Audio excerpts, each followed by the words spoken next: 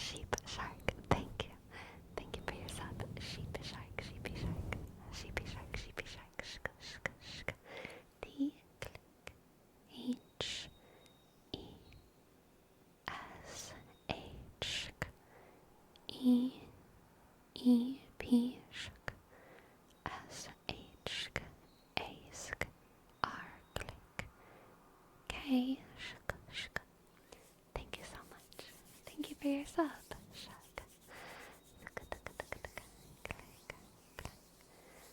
Click, click, click, click. How would you say my name in an English accent? Not Spudaman. Not Spudaman. Not Spudaman 119. Not Spudaman. Sleepy, do you know what a heart attack is in linguistics, and can you explain it to me?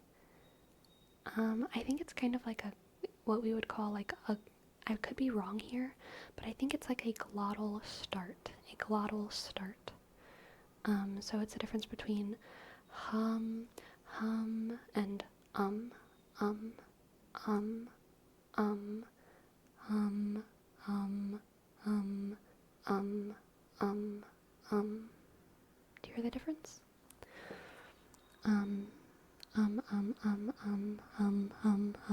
Is a soft start or a soft attack, and then a hard attack would be um.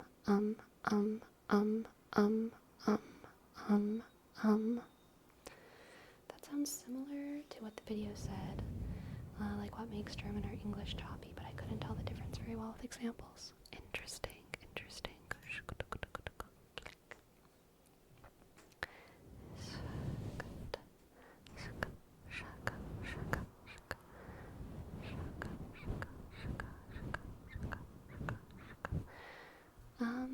Did I miss a redeem? I feel like there was a...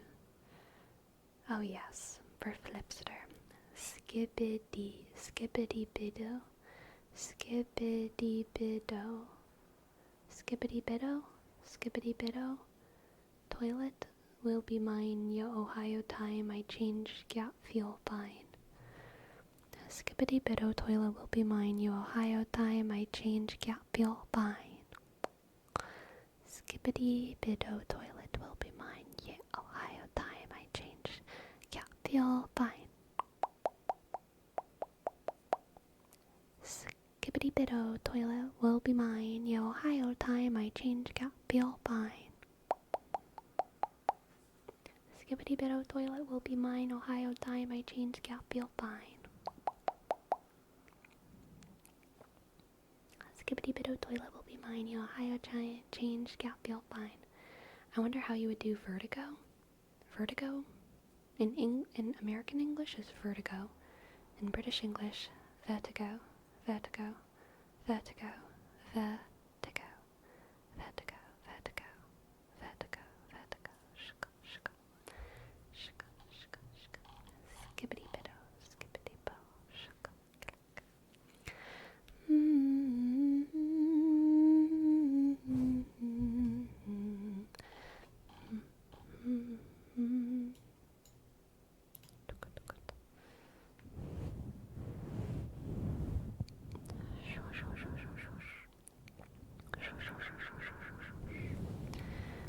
Shadadu, shadadu, shadadu, shadadu, shadadu, shadadu, shadadu, shadadu, shaka, shaka, relax, relax. Where'd my cork go?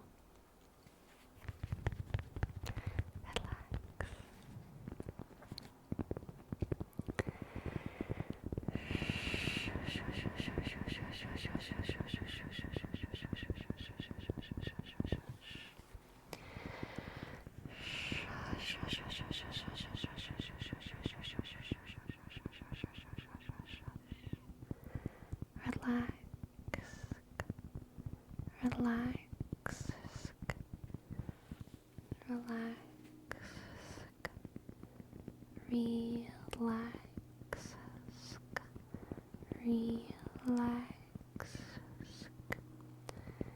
relax, relax, relax, relax, relax, relax,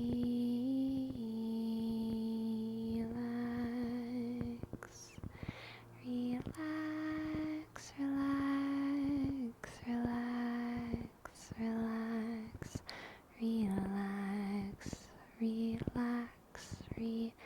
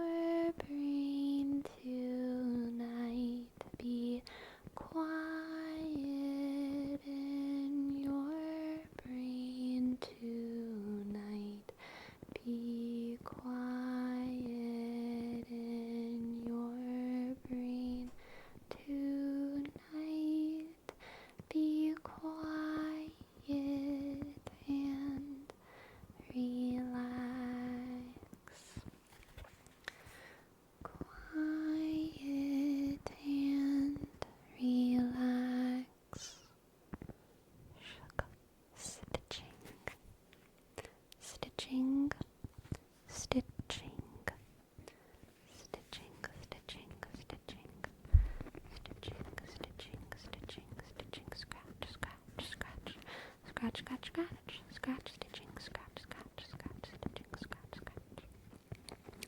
I don't know if anyone keeps up with JJK manga, but Official Minecraft tweeted a Gojo versus Sukuna reference on their Twitter. No idea what that is, but I'm happy that the world is still spinning. Stitching. I was in the middle of a monologue in my brain on brain rot and how knowledge is the best defense when she hit me with the be quiet in your brain.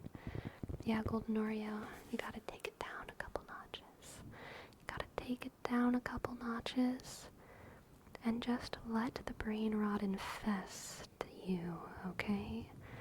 Become infested with the rot.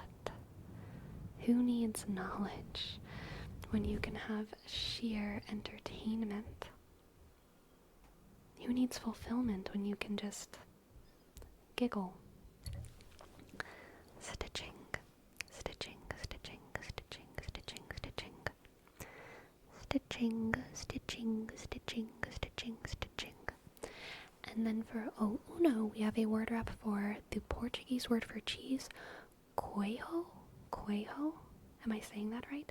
Coelho, coelho, or is it queijo, queijo, queijo, queijo, queijo, queijo, queijo. I feel like a woman just said something really ludicrous to me, and I don't like her, and I'm like, K-ho.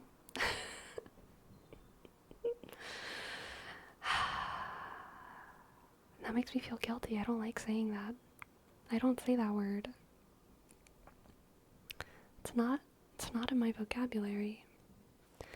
Shaka, chaka, chaka, chaka, chaka, K-ho, K-ho, K-ho, K-ho, K-ho, K-ho. I think it's closer to K-hu, K-hu. That makes me feel way better about the word.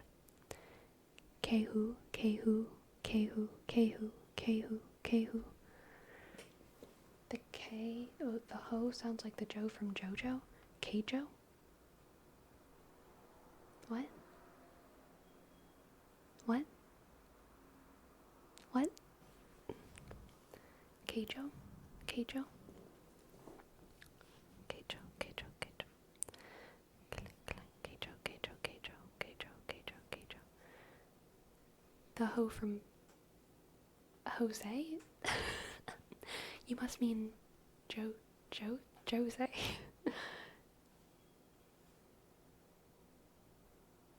K-Jo. K-Jo. I feel like it's Joe. Like Joe. Is it ho or is it Joe? Is it ho ho ho?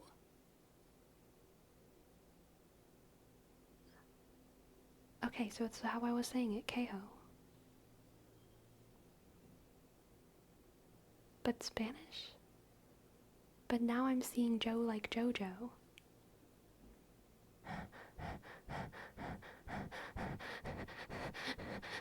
Queijo.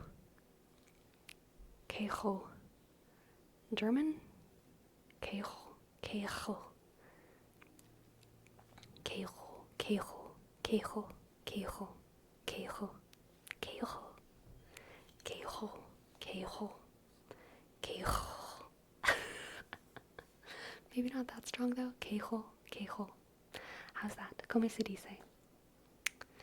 Queijo. Queijo. Queijo. Queijo. Queijo. Queijo. Queijo. Queijo. Queijo. Now, how do I say in Portuguese vegan cheese? Vegan cheese. Vegan cheese. Vegan cheese. Vegan cheese. Vegan cheese. Vegan cheese. Queijo. Queijo vegano. Vegano. Queijo. That Joe is rough on me. Queijo vegano. Queijo vegano. Queijo vegano. Queijo vegano. Queijo vegano. How is the J different from the G? Because I'm saying the J and the G like the same way now. Because in my head, Spanish G's are much softer. It's not like vegano, vegano. It's like vegano, vegano, vegano, vegano. It's like very soft. But the quejo is also kind of like that now. Quejo vegano, quejo, quejo vegano, quejo vegano, quejo vegano, quejo vegano, queja vegano, queja, quejo vegano, quejo vegano,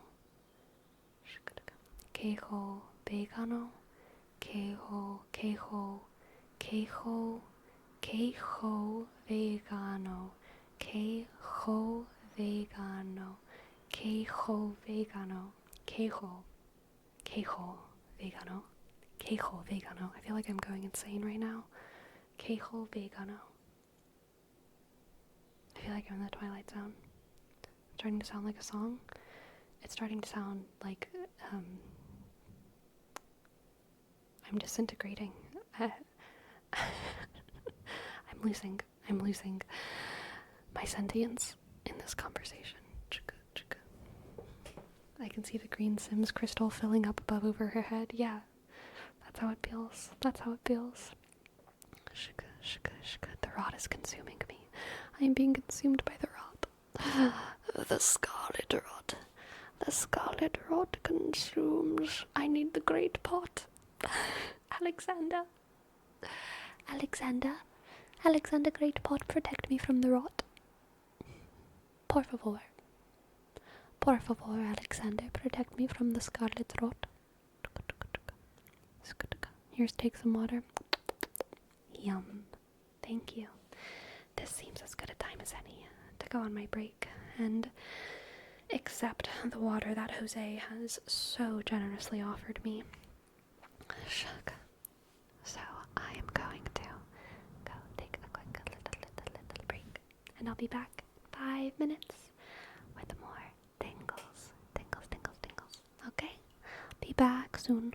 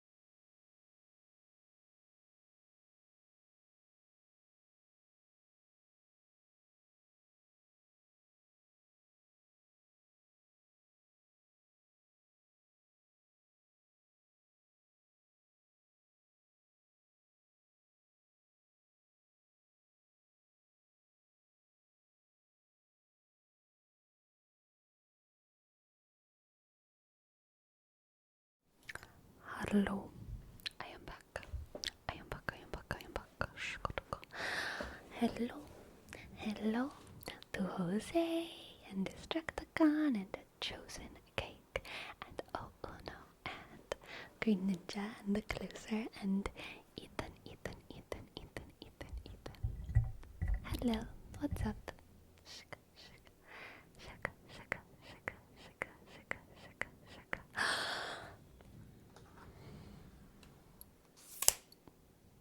Neatrix has triggered an event. Class. I have a very important question to ask you. And if you answer it correctly, you'll win back scratches for the entire class, okay? I need to make my chair higher because I have a lot of authority here and I must be very tall, okay? If you answer this question correctly, you'll win back scratches for the entire class. So you'd best put your thinking caps on and really try your best. What is the capital of Wyoming? What is the capital of Wyoming? What is the capital of Wyoming? What is the capital of Wyoming? Here's your hint. Oh, why is Anne so shy? Click. Why? Oh, why is Anne so shy? Click. Why? Oh, why is Anne so shy? Why? Oh, why is Anne so shy?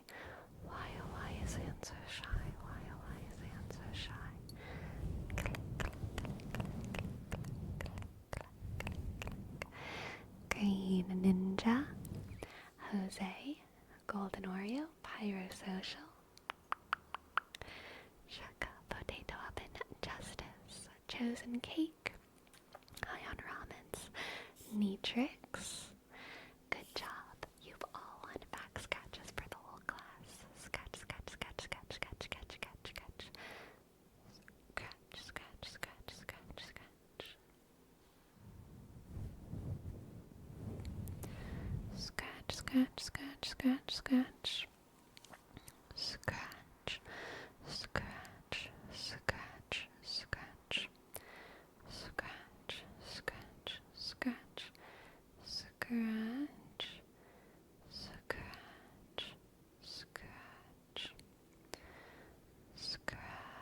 scratch. Scratch, scratch, scratch. Scratch, scratch, scratch, scratch. Scratch, scratch, scratch, scratch, scratch. Good job. Good, good, good job. I like visual ASMR up close like that. I do too, Neatrix. I do too. Here, have some head pats. Hey, it's okay. It's okay. It's okay. It's okay. It's okay. It's okay. Hello. You're so cute. All of y'all are so cute. All of y'all are so cute. All of y'all are so cute, cute, cute, cute. This is another VR chat thing that you do to people's heads. You do like this. And it's just a normal friend thing to do. As it should be in real life.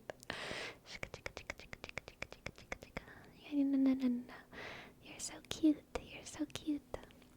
You're so cute. You're so cute. Hello, Hyun. Hello, Hyun. Welcome in. A little bit outdated, perhaps, but we do have a word rep for Destructicon. I dreamt for so long, my flesh was dull gold, and my brain rotted. I dreamt for so long, my flesh was dull gold, and my brain rotted. I dreamt for so long, my flesh was dull gold, and my brain rotted. Lovely, lovely. And for the blue eyes demon. The blue eyes demon DB. Here's your name trees. D-Shak, H-E-Shak, B-L-U-Shak, E-Shak, E-Y-Shak, E-S, D-Shak, E-Shak, M, click, click, O-N-Shak, T-Shak, B. Buddha, Buddha, Buddha, boop. Face squishies to show affection. Yeah, growing up, my sister used to squish my face a lot. I have a very round face. Very round face. My face is more round than my sister's. Absolutely. And, we always thought it was just like the baby fat, but it never went away. My face never got long. I never turned into a long-faced girl. I was always a round-faced girl. But, growing up, my sister used to grab my cheeks, and she would say, "Chooky cheeks, chooky cheeks, chooky cheeks, chooky cheeks, chooky cheeks, chooky cheeks, chooky cheeks, chooky cheeks, chooky cheeks,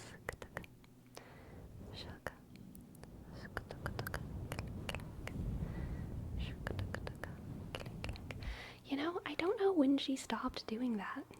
That's weird. That's like thinking about the last time your parents picked you up or something, except it was definitely much older. I know for sure she was still doing it by the time I was like 10 or 11. I don't remember her ever doing it in high school though, or any time after that. Did you know chooky is a slang for child in British? No, I did not. Do they say chooky though, or do they say chooky? Chooky. Chooky. Been a while since I've squeezed my younger brother's cheeks. You gotta do it, CEO. The next time your brother's cheeks present themselves to you, gotta grab him before they escape back into, adulthood.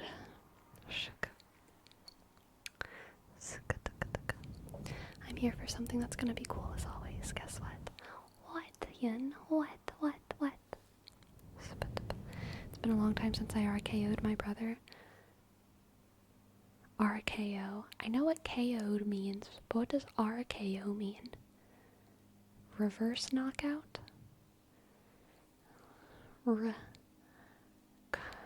Random knockout. Rat knockout. Randy Orton finisher. I thought you were talking about knocking out your brother. I guess that's not what that is. Really knocked out. Yeah. Knock, knock, knock.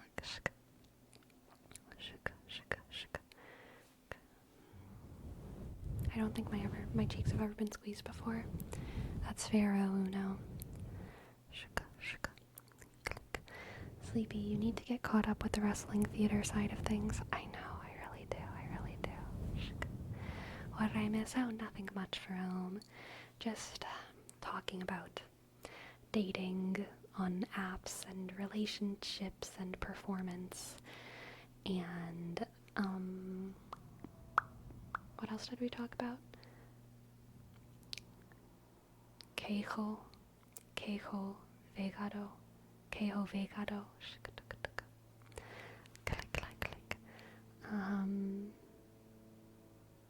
Yeah, it's basically all I remember.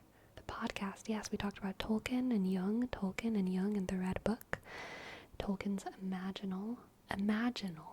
Thank you very much, Destructicon. He wasn't just making things up. He was doing something much more than that. That is actually one of my biggest gripes with Tolkien, is I think that sometimes he applies a sense of grandiosity to his work that is deserved, but he directly minimizes the work of other fiction and fantasy writers of his time. in a way that I think isn't fair. And I think he did it because he wanted his work, like, intentionally minimized. Yes, absolutely. I mean, he said, like, other people's work isn't good. My work is better for these reasons. Like, he was very open about those kinds of things. He did not like the state of fantasy. And I think that that is unfair. With malicious intent or just for competition? I don't. Malicious? No. I mean, he took issue with the state of fantasy. He thought that the state of fantasy was an indication of a sort of like cultural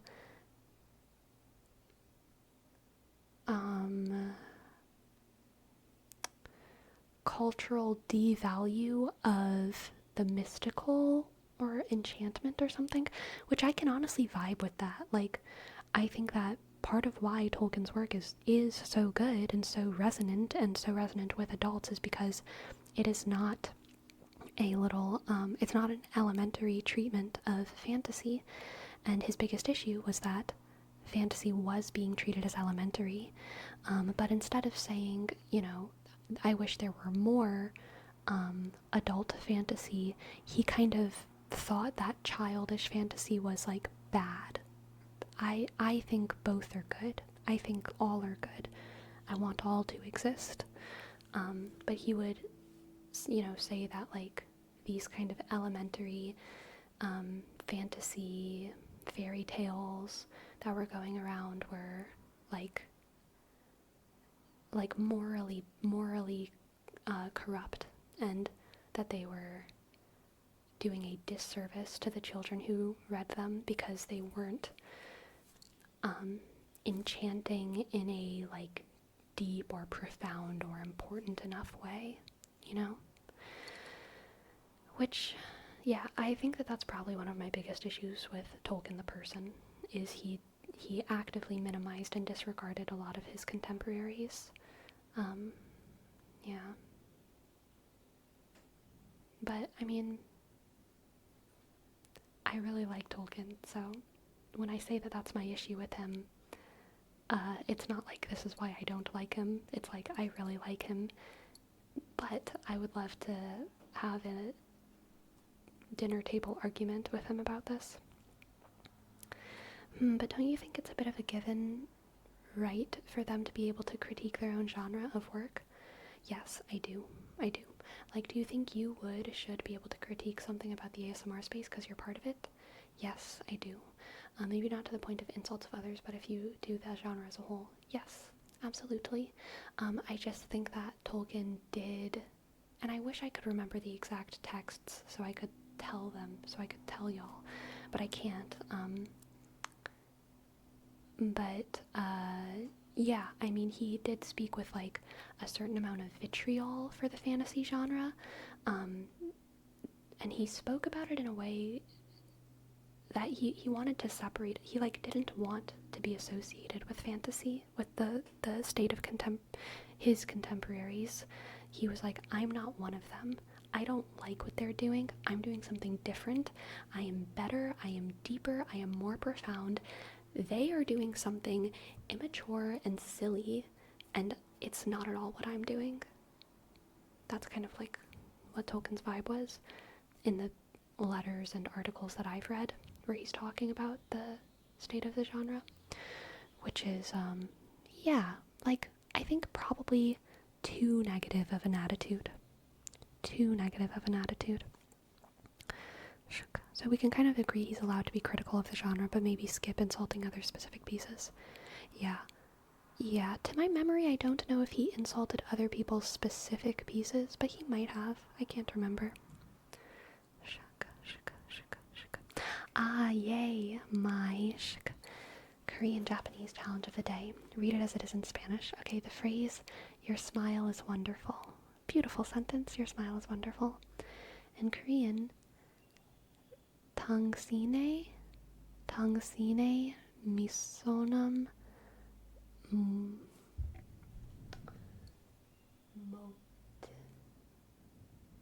if I do Spanish, it's like an H sound. Motida, but I feel like it should be j. Oh, Tengshine, Mochida. Okay, Tengshine. Okay, Tengshine Misonam Mochida. Tengshine, or Tongshine Misonam Mochida. Tangsine.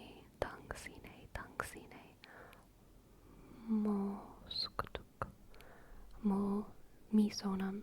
Tongshine misonam mochida. And then in Japanese, egaoga,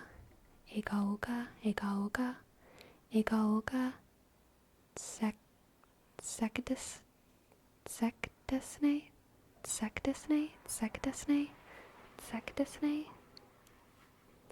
That last word is hard. Secdesne.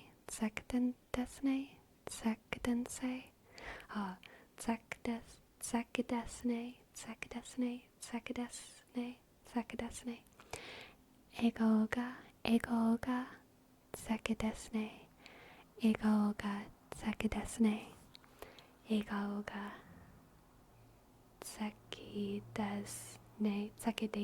sekidesne.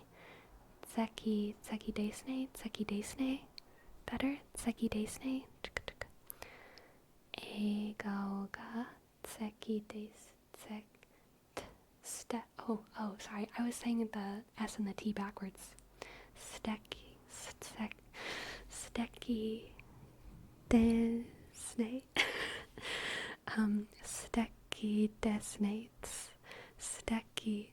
Stekidense. That's so hard for me. Stekidense.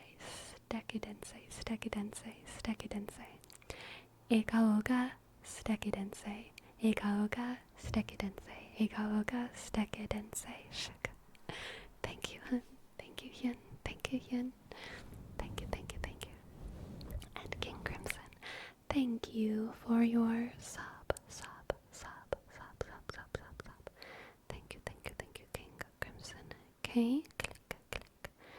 I dot N G shk C R I dot M click S O N shk underscore click underscore click. Do you hear that lovely sound? That is my cat being a good cat on her scratch post. Scratching on her scratch post like a good cat. Scratch.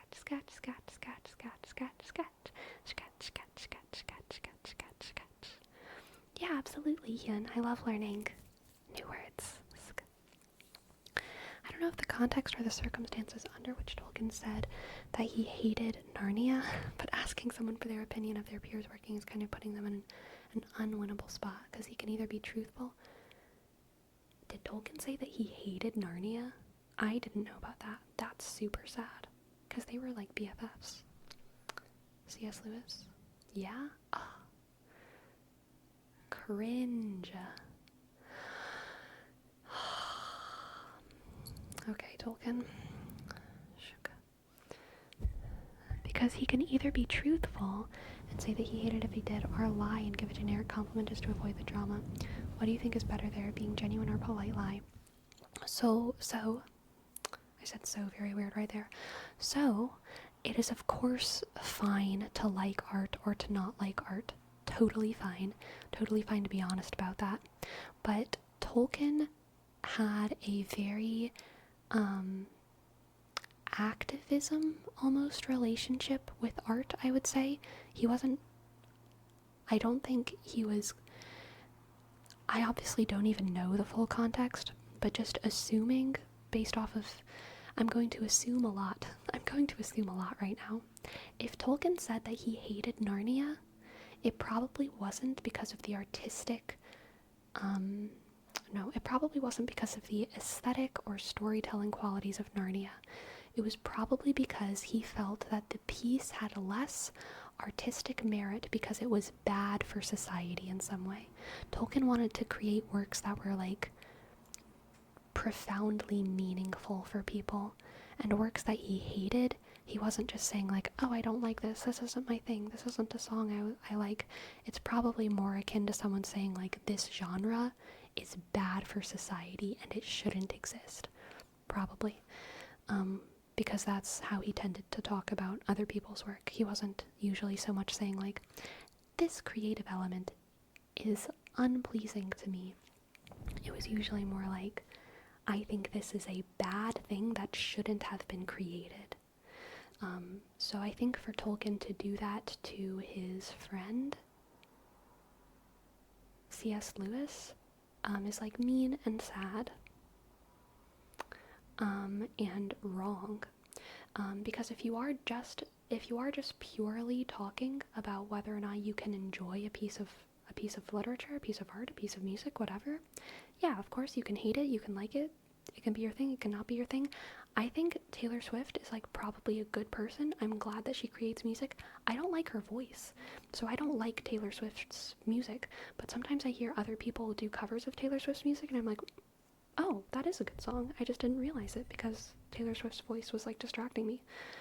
That's like I don't like Taylor Swift music, but I do like Taylor Swift the person, and I'm happy that she's creating the way that she is. I'm happy that I think her work is like doing good for people who appreciate her music, you know?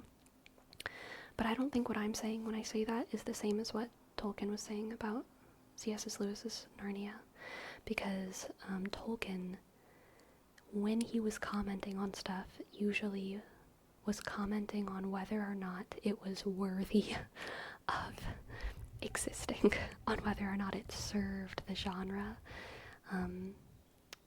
which would be more like me saying like, you know, I think Taylor Swift is a bad artist and she's fake and she's just a result of capitalism, and she's a perversion of feminism, and I hate her music.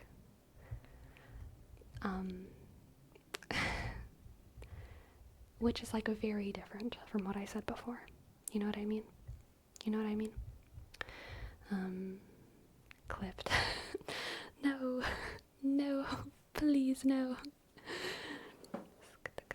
BRB, I'm gonna send it to the Swifties. Please no, please no. Please don't do it. Please don't do it. Tolkien hated the story. He didn't just critique the art and the story. The idea of mixing Father Christmas with fauns repelled him because those two figures come from different traditions, separated by time and space. Tolkien was a purist. It was much more hate rooted in his ideals rather than the quality of the art. Yeah, that tracks, Destructicon. That tracks. The better outcome is liking Narnia. Very true, King Crimson. Very true. Hello, Mustang. Hello. Sometimes you just don't like someone's qualities, and that's okay. I don't like Benedict Cucumber for very superficial reasons. Yeah. If I wrote a story and someone said it fundamentally shouldn't exist, I'd cry for sure. I think I would probably laugh, but it would also depend on the person. If my mom said that, I would probably cry. Or my dad. But like, I think if most people said that, I would probably laugh, because it's very absurd to me. I feel like I know deep in my soul that like art is good. So it probably wouldn't affect me too much for most people to say that. Do you think that even if he would have said it with better words instead of using hateful language would be better? No, I don't think his language is the problem. I think his opinion is wrong. Because he's not, let me say that better. The problem isn't his language, the problem is his stance. I disagree with his stance, and my disagreement with Tolkien isn't disagreeing with his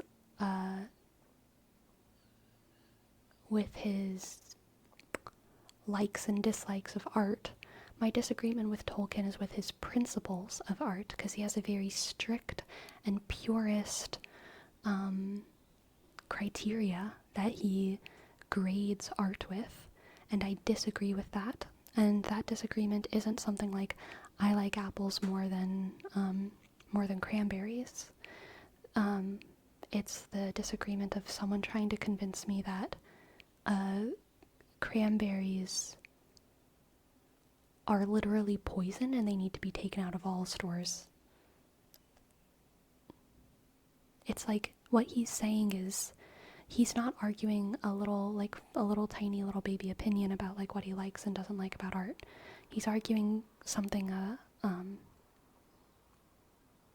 deeper than that.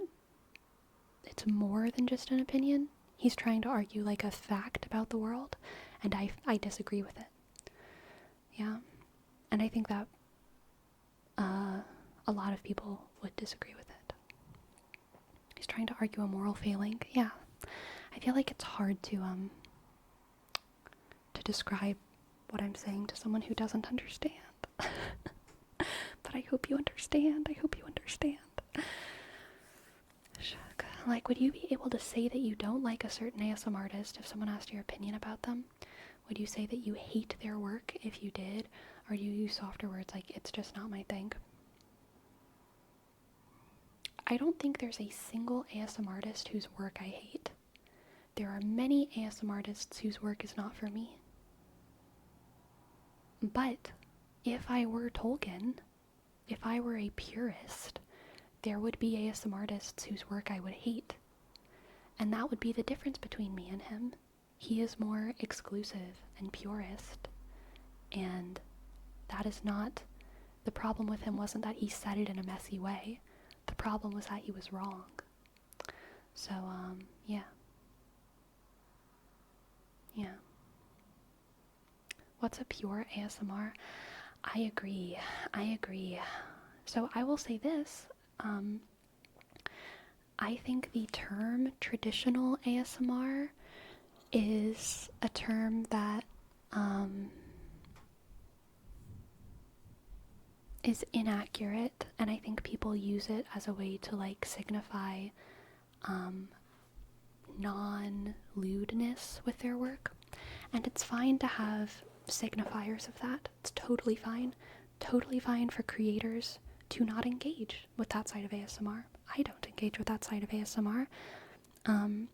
But I think that sometimes if you don't want to be associated with people doing like lewd ASMR, and then you, as a way to disassociate yourself from them, you use the tag like traditional ASMR. I do think that's kind of like a purist thing to do, and I disagree with the use of that word. Another reason why I disagree with the use of that word is because I don't think it's true to reality. ASMR has always, as long as ASMR has been called ASMR, there has been a there's been lewd creators engaging with it, and other people who don't. So I think it's a term that is, it's not an actual descriptor of the content, it's mostly used as something that you just use to disassociate from people whose content you have some kind of disagreement with. So I think that's I think a sad and inaccurate thing, yeah.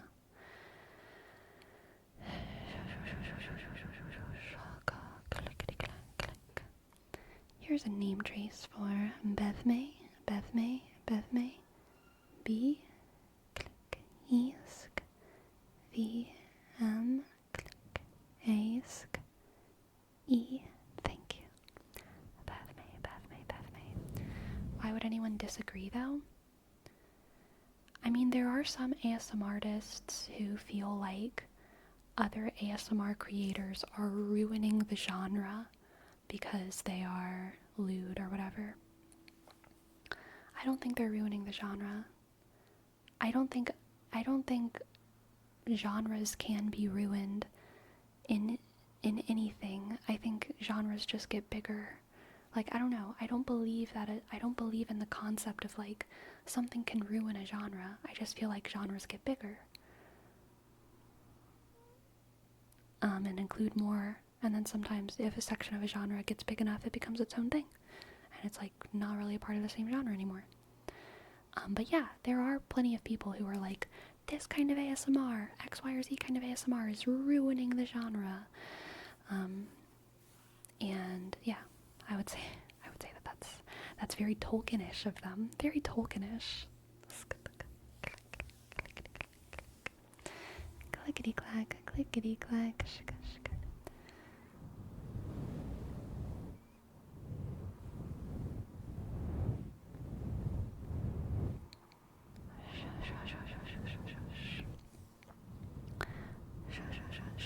There's people that say if your videos and just tapping or specific sounds, it's not ASMR. Yeah. They are ruining the genre, but Twitch desperately needs to separate lewd versus non-lewd ASMR into separate categories. Yeah, I will say that, like, Twitch has issues. I don't know how to solve them. Thank God that's not my job. But, like, yeah, organization on Twitch, especially considering, the age of many Twitch viewers, Twitch needs to be organized better, and we need to keep young people safe. And that, to me, is the most important thing about the mixing of content on Twitch. But I don't think it's something that we as ASMR creators should, like, I don't think we are the victims. I don't think we ASMR creators are the victims of the genre getting bigger. I think the only potential victims of any of this situation are people who are on Twitch and shouldn't see certain kinds of content for whatever reason. I don't think it's good to be surprised by porn. I don't think any of us should ever have like a porn surprise in our entire lives for a multitude of reasons. Yeah.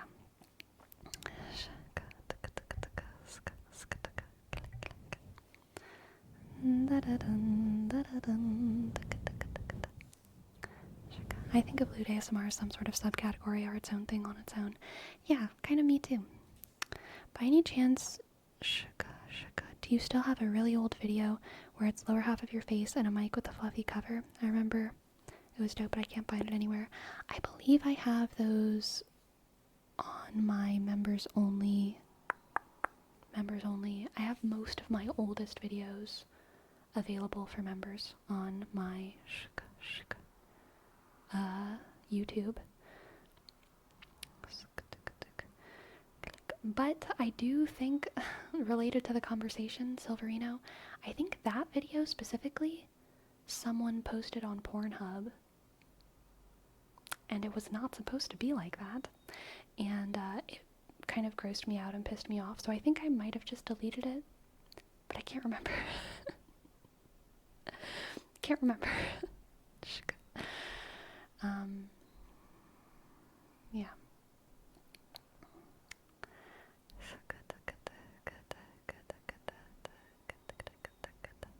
The issue is what name would you use for that category? Like, they kind of make bathtub category kind of work, but to put those streamers there, but any idea for that type of ASMR? No, I don't know. I don't know what the solution is.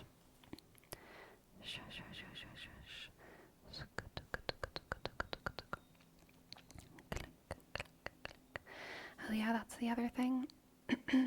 People assuming non-lewd content is lewd because they assume that's what all ASMR is. Yeah. Yeah,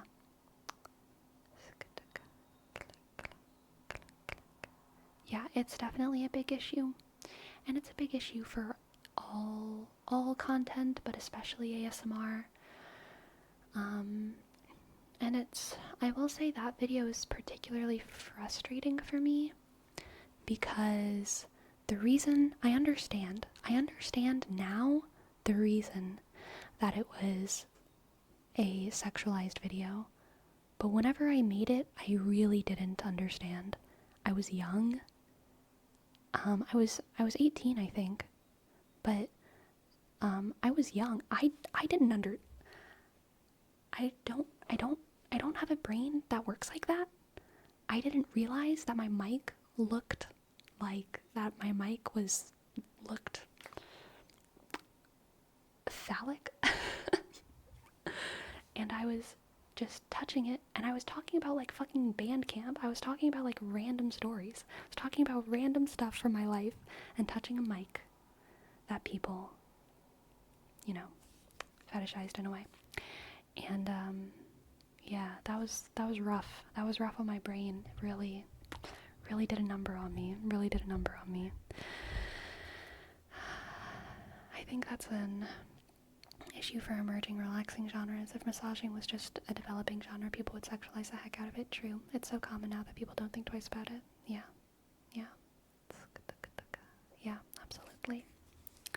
Absolutely, absolutely, absolutely. Shika, shika. If their uglies look like a fluffy white mic, it's time to visit the doctor. Yeah. I would agree with you. I would agree with you, Silverino. Were you able to get the video taken down? I think so. I honestly don't remember though.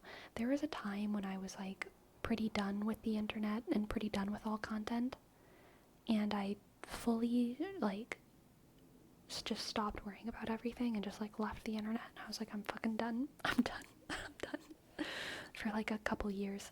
And I feel like I kind of forgot. I don't know. Like, I don't really know what ended up happening with that. It might have been taken down. I can't really remember though. There was a couple years where I truly decided to stop worrying about everything, and it was very good for me to do that. But I was like, yeah, like off the internet, and I didn't want to fight that fight.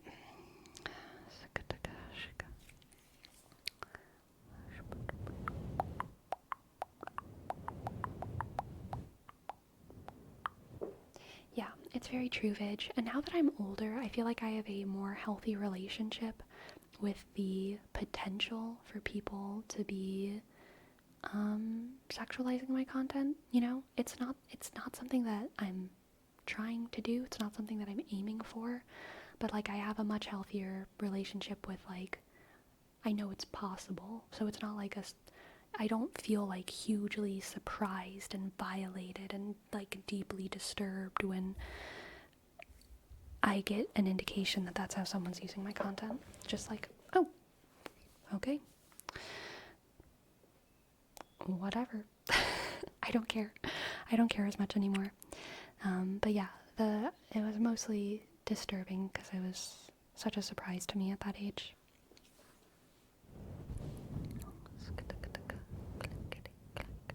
Yeah, very nasty. I'm aspiring to be a creator in my own genre. If something even close to this happened, I'm deleting my channel.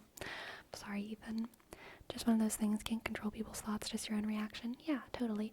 And like at the end of the day, like I just want to make the content that I want to make. I want to make the content that I want to make. I don't want to make content. I don't want to decide whether or not to make content based off of like imagining people, like how people are going to react to it, you know? I just want to like make the content that I want to make. Make the content that's like truthful and fun and that I think is good. Christopher, thank you for your sub. Thank you, thank you, thank you. Thank you, Christopher. Thank you for your sub. Thank you, Christopher.